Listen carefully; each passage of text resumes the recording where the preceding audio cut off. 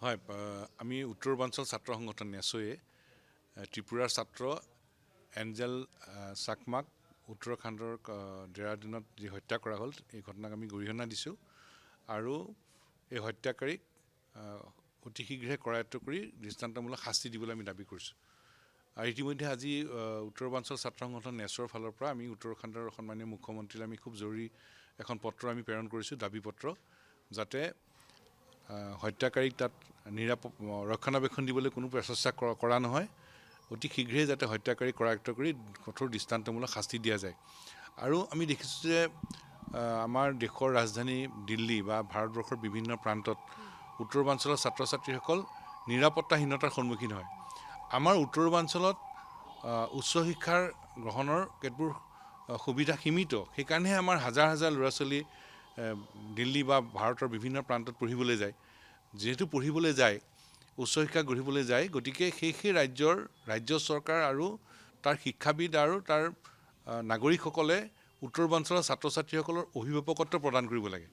কিন্তু আমাৰ ছাত্ৰ ছাত্ৰী সকল গৈ তাত নিৰাপত্তাহীনতাৰ সন্মুখীন কিয় হয়? খুব বেয়া ব্যৱহাৰ কৰা হয়, চাইনিজ বুলি কোৱা হয়, চিংকি বুলি কোৱা হয়। এই ব্যৱহাৰবোৰ কিয়? আৰু এইটোৰ আচলতে মাইণ্ডছেট, তেওঁলোকৰ মানসিক চিন্তাৰ পৰিৱৰ্তনৰ অত্যন্ত প্ৰয়োজন। প্ৰায়বোৰ দেশৰ নাগৰিকে বা ব্যক্তিয়ে কলিকতাৰ পিছত দেশৰ এটা অংগ আছে বুলি নাভাবে।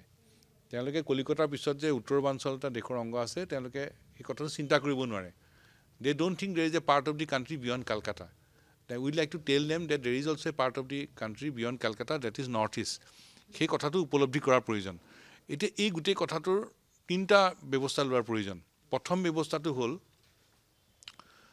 কেন্দ্ৰীয় বোৰ্ড আৰু ভাৰতবৰ্ষৰ সকলো ৰাজ্যিক বোৰ্ডৰ পাঠ্যক্ৰমত উত্তৰ পূৰ্বাঞ্চলৰ ভূগোল আৰু বুৰঞ্জী অন্তৰ্ভুক্ত কৰিব লাগে, যাতে অসম আৰু উত্তৰ পূৰ্বাঞ্চল সম্পৰ্কত সেই ৰাজ্যৰ ছাত্ৰ ছাত্ৰীসকলে গম পায়, কেন্দ্ৰীয় বোৰ্ডৰ অধীনৰ ছাত্ৰ ছাত্ৰীসকলে যাতে গম পায়।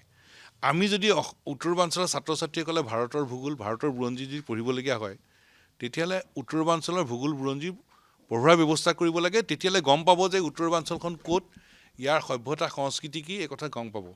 দ্বিতীয় কথাটো হ'ল যে উত্তৰ পূৰ্বাঞ্চলৰ ৰাজ্যসমূহৰ বহু ছাত্ৰ ছাত্ৰী বাহিৰত পঢ়িবলৈ যায়। গতিকে উত্তৰ পূৰ্বাঞ্চলৰ প্ৰত্যেকখন ৰাজ্যৰে এটা ডাটা বেংক বনাব লাগে যে আমাৰ নিজৰ নিজৰ ৰাজ্যৰ পৰা কিমান ছাত্ৰ ছাত্ৰী কোন কোন ৰাজ্যত পঢ়ি আছে, ক'ত ক'ত পঢ়ি আছে, সেই তথ্য সংগ্ৰহ কৰিব লাগে আৰু সেই সংশ্লিষ্ট ৰাজ্য চৰকাৰসমূহক জনাব লাগে যে আমাৰ ৰাজ্যৰ ইমানজন ছাত্ৰ ছাত্ৰী আপোনালোকৰ ৰাজ্যত পঢ়ি আছে, ইমানকেইখন শিক্ষানুষ্ঠানত পঢ়ি আছে। গতিকে তাৰ নিৰাপত্তাৰ দায়িত্ব বা ছাত্ৰ ছাত্ৰীসকলে সুৰক্ষিত অনুভৱ কৰা পৰিৱেশটো যাতে সংশ্লিষ্ট চৰকাৰসমূহে ল'ব পাৰে।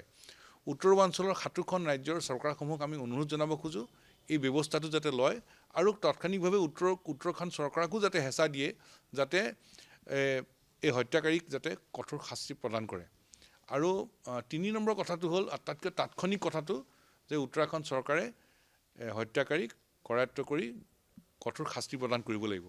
আৰু নেচৰ ফালৰ পৰা আমি স্পষ্টভাৱে ক'ব খোজোঁ যে হত্যাকাৰীক যদি শাস্তি প্ৰদান কৰা নহয়, তেতিয়াহ'লে ইয়াৰ বিৰুদ্ধে প্ৰতিবাদৰ কাৰ্যসূচী গ্ৰহণ কৰিবলৈ আমি আগবাঢ়িম। আমি সেইকাৰণে উত্তৰাখণ্ড চৰকাৰক আমি দাবী জনাইছোঁ যে উত্তৰাখণ্ডত থকা অধ্যয়নৰত উত্তৰ পূৰ্বাঞ্চলৰ ছাত্ৰ ছাত্ৰীসকলৰ নিৰাপত্তা সুনিশ্চিত কৰিব লাগে। উত্তৰ পূৰ্বাঞ্চলৰ অধ্যয়নৰত ছাত্ৰ ছাত্ৰীসকলে যাতে নিৰাপত্তাহীনতাৰ অকণো যাতে সন্মুখীন নহয়, তাৰ কাৰণে ফলপ্ৰসূ ব্যৱস্থা তেখেতসকলে ল'ব লাগে। একে সময়তে আমি উত্তৰ পূৰ্বাঞ্চলৰ ৭খন ৰাজ্যৰ চৰকাৰৰ প্ৰতি আমাৰ আহ্বান, তেখেতসকলেও যাতে উত্তৰাখণ্ডৰ চৰকাৰক যোগাযোগ কৰে আৰু উত্তৰ পূৰ্বাঞ্চলৰ ছাত্ৰ ছাত্ৰীসকলক যাতে সম্পূৰ্ণ নিৰাপত্তাৰ ব্যৱস্থা কৰে, সেই সম্পৰ্কতো ৭খন ৰাজ্যৰ চৰকাৰক প্ৰয়োজনীয় ব্যৱস্থা ল'বলৈ আমি আহ্বান জনাইছোঁ, দাবী জনাইছোঁ। মানে এৰি অহা বছৰটোত কি পালোঁ কি নাপালোঁ পৰ্যালোচনা হওক, ঋণাত্মক কথাবোৰ যাতে আকৌ সমাজলৈ নাহে, বেদনায়ক ঘটনা যাতে আকৌ নঘটে, তাকে আমি কামনা কৰিছোঁ। আৰু ইংৰাজী নতুন বছৰটো আমাৰ সকলোৰে কাৰণে আশাৰ বছৰ হওক, তাকে আমি কামনা কৰিছোঁ। আৰু ৰাইজলৈ নতুন বছৰৰ আমি আন্তৰিক শ্ৰদ্ধা আৰু শুভেচ্ছা জনালোঁ। ছাত্ৰ ছাত্ৰীসকলে নিজৰ সপোনবোৰ যাতে বাস্তৱত ৰূপায়িত কৰিব পাৰে, যুৱক যুৱতীসকলে সমাজত মৰ্যাদা সহকাৰে জীৱন যাপন কৰিব পৰাকৈ যাতে নিশ্চিত ব্যৱস্থা পায়, তাকে আশা কৰিছোঁ। আৰু বিশেষকৈ অসমৰ খিলঞ্জীয়া মানুহে অসমত সৰ্বকালৰ কাৰণে প্ৰভুত্ব থাকিব পৰাকৈ, নিৰ্ণায়ক অধিকাৰ ৰাখিব পৰাকৈ যাতে ফলাফল পাব পাৰে, তাকে আমি আশা কৰিছোঁ। এই বছৰটো সকলোৰে কাৰণে আশাৰ বছৰ হওক।